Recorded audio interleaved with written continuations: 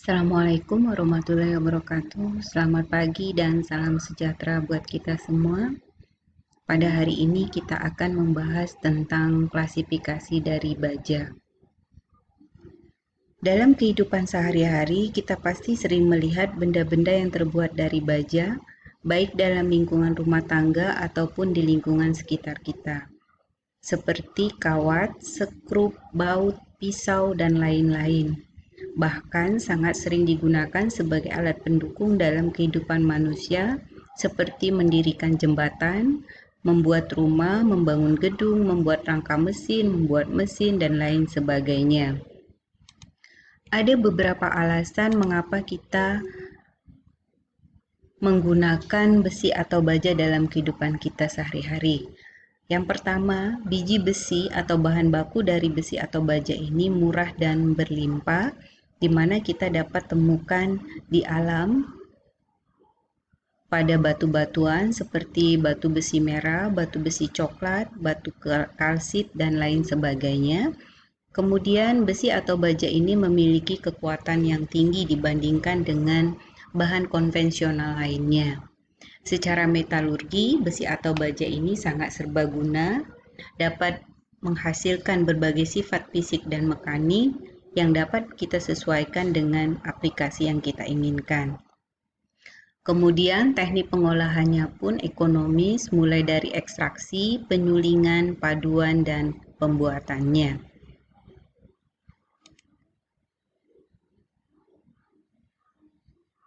Baja dapat kita klasifikasikan menjadi 4. Yang pertama itu adalah berdasarkan struktur mikronya, yang kedua berdasarkan kandungan karbonnya, yang ketiga berdasarkan paduannya, dan yang keempat adalah berdasarkan penggunaannya.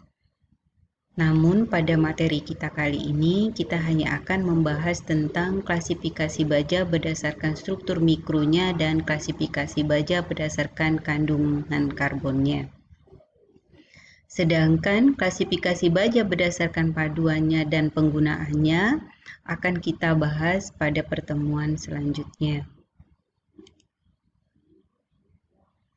Berdasarkan struktur mikronya, baja dapat kita bedakan menjadi 3. Yang pertama adalah baja hipoeutektoid, baja eutektoid, dan baja hipereutektoid. Kita akan membahas satu persatu dari jenis baja berdasarkan struktur mikronya ini. Yang pertama adalah baja hipoeutektoid. Baja hipoeutektoid adalah baja yang memiliki kandungan karbon kurang dari 0,77%. Dari fasa austenit yang ada di dalam baja ini, dengan transformasi pendinginan maka dapat menghasilkan pertumbuhan perit karbon rendah.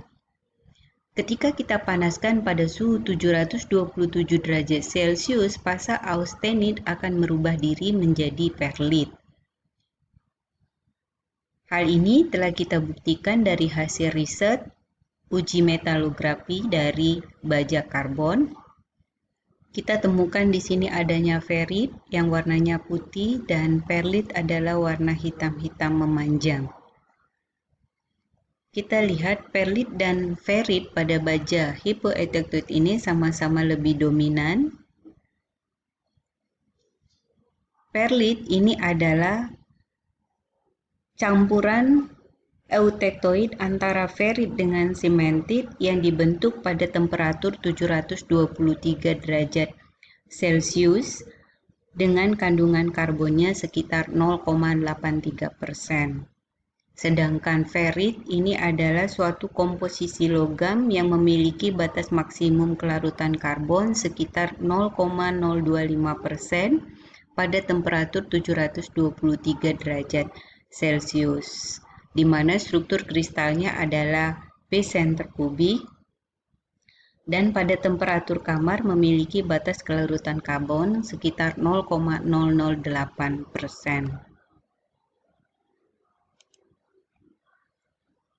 Yang kedua adalah baja eutektoid. Baja eutektoid adalah baja yang memiliki kandungan karbon 0,77% dengan cara pendinginan, maka austenit yang ada di dalam baja eutektoid ini dengan struktur kristal face center kubik akan berubah menjadi body center kubik ferrit, di mana maksimum kandungan karbonnya itu sekitar 0,02%. Apabila kandungan karbon ini berlebih, maka dia akan membentuk cemented intermetallic.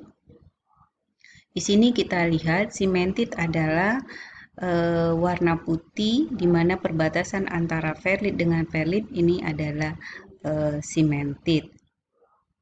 Akan berbeda dengan ferrit. Ferrit biasanya putih tetapi agak lebih lebar. Pemisahan padat kristalin secara kimia pada baja eutektoid ini dapat menghasilkan ferrit dan cemented yang halus dan perlit. Ini kita lihat agak halus.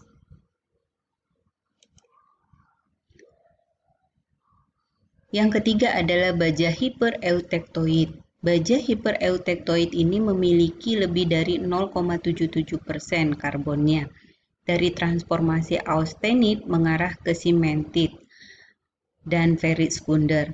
Pada suhu 727 derajat Celcius, perubahan austenit akan menjadi perlit. Di sini kalau kita lihat dibandingkan dengan dua baja karbon lainnya, yaitu baja eutektoid dan hipoeutektoid, ini struktur perlitnya lebih dominan.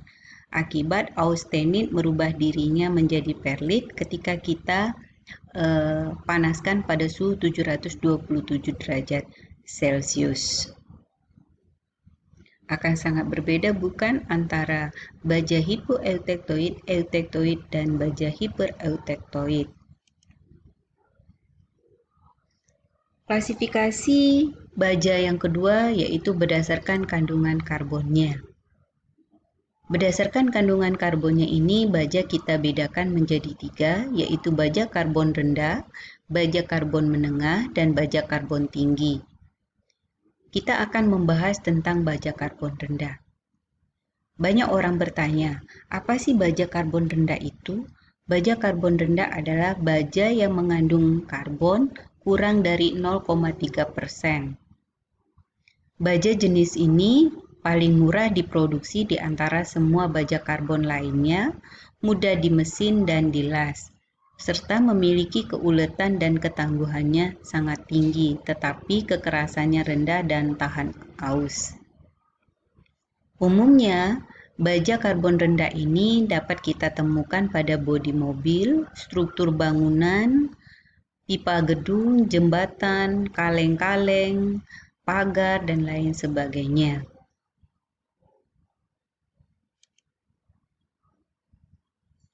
Yang kedua adalah baja karbon menengah. Baja karbon menengah adalah baja yang mengandung karbon 0,3% sampai dengan 0,6% karbon. Baja karbon ini memiliki kelebihan jika dibandingkan dengan baja karbon rendah, yaitu kekerasannya lebih tinggi daripada baja karbon rendah, kekuatan tarik dan batas renggangnya tinggi, tidak mudah dibentuk oleh mesin, dan lebih sulit dilakukan untuk pengelasan.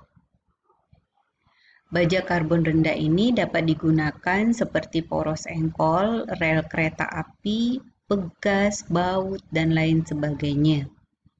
Ini adalah contoh-contoh produk dari penggunaan baja karbon menengah. Yang ketiga adalah baja karbon tinggi. Baja karbon tinggi adalah baja yang mengandung kandungan karbon 0,6% sampai dengan 1,7% dan memiliki ketahanan panas yang tinggi, namun keuletannya lebih rendah.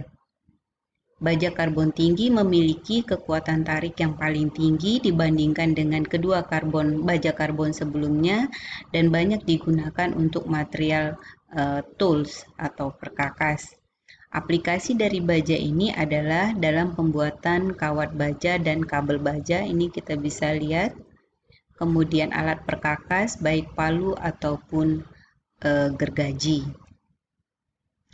Kalau kita lihat di sini, ini adalah baja karbon tinggi yang dibuat dengan menggunakan thermomechanical processing.